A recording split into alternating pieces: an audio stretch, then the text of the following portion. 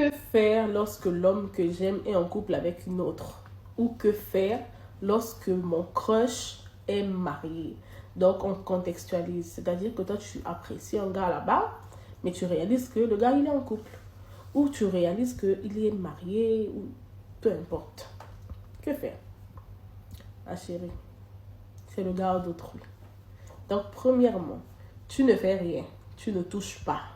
C'est pas pour toi. Deuxièmement, tu vas prier. Tu pries, tu dis, Seigneur, je ne comprends pas mon cœur. C'est quoi ça? Comment mon cœur peut flasher sur quelqu'un qui est occupé? Seigneur, libère-moi de cet amour qui n'est pas normal. Parce que ce n'est pas normal de désirer ce qui est à autrui. Parce que la Bible dit que tu ne convoiteras point la femme de ton prochain. Donc tu pries que le Seigneur te libère de ça. Et pas une fois, mais tous les jours. Jusqu'à ce que ça va finir. Ensuite, tu te crées des barrières. Oui, tu dois te créer des barrières. Si le gars encore, c'est quelqu'un qui n'est pas informé ou c'est pas un homme à femme, tu es sauvé.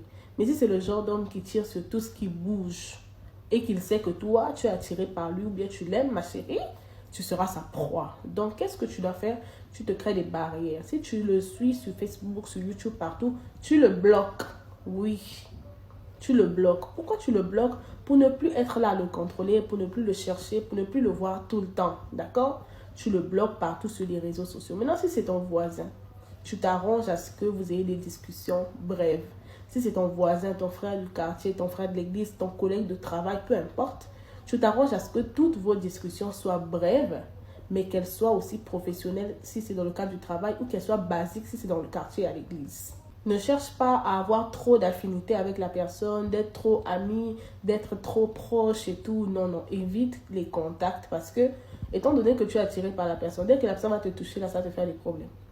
Dès que la personne va se rapprocher, parce que l'autre de son côté peut se dire que voilà, c'est une sœur bien, c'est une fille bien, mais ne sait pas que toi tu as des intentions. Donc, ce que toi tu fais, tu te retires. Si vous étiez déjà ami avec la personne à l'époque, même si c'est le cas, tu trouves des raisons, mais de te retirer de la personne, sans pourtant la faire savoir que voilà, il y a telle ou telle situation parce que ça ne t'avantage pas, mais tu te retires, tu l'évites au maximum, tu pries, tu te crées des barrières. Maman, si tu t'approches trop près du feu, tu vas te brûler. Évite-le, continue à prier et ça va passer. Généralement, les sentiments qui ne passent pas sont les sentiments qu'on nourrit. C'est-à-dire qu'au lieu de faire l'effort pour oublier la personne, tu te fais même des films. Ah, tu t'imagines avec le gars sur les îles Hawaï, sur les Caraïbes, donc partout là-bas, sur la lune, en train de contempler les étoiles. Quand tu te mets déjà dans ce truc-là, ça sera difficile pour toi de sortir de là.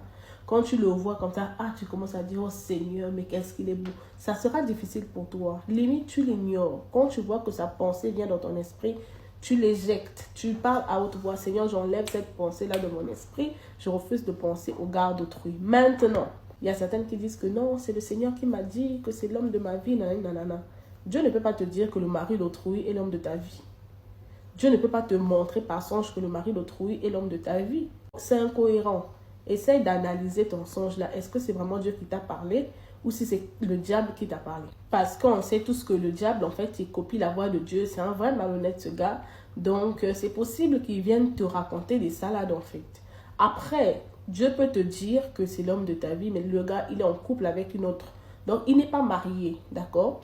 Mais dans le cas où il fréquente une autre sœur, il est en cheminement avec une autre sœur, et tout, mais c'est l'homme de ta vie. Même dans ce cas-là, tu n'as pas le droit d'aller les diviser, d'aller les séparer. Tout ce que tu peux faire, c'est prier. Ah, mais Seigneur, je ne comprends pas.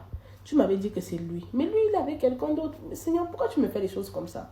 Tu expliques à Dieu ton ressenti. Dieu va te dire exactement qu'est-ce qu'il en est. Parce que la partie où Dieu te dit que le gars d'autrui est ton gars là, c'est quand même bizarre, d'accord? Il faut vraiment soumettre ça au discernement profond. Mais même dans ce cas-là, tu ne les sépares pas, tu ne touches pas. Laisse Dieu les séparer et toi attends. Ne te dis pas que voilà, comme Dieu m'a déjà dit que c'est lui l'homme de ma vie, commençons déjà la relation maintenant et quand ils vont se séparer, on va continuer. Non, laisse-les se séparer, laisse-les finir avec leurs histoires là-bas. Si réellement c'est Dieu qui t'avait parlé, Dieu va trouver le moyen de convaincre le monsieur. Dieu va trouver le moyen de les séparer et le gars, il viendra vers toi. Mais tant que ce n'est pas le cas, maman, regarde-les de loin, comme on dit à Kin, le kolanda koezika. Donc tu les regardes de loin, on dirait une maison qui brûle. Ah, Tu observes. Toi, de ton côté, tu pries, Seigneur, garde mon cœur, Seigneur, protège-moi, Seigneur, préserve-moi. Ne fais pas des prières. Seigneur, sépare-les, Seigneur, brise-les. Et il faut laisser.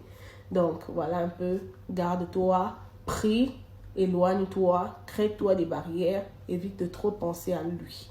Que Dieu te bénisse.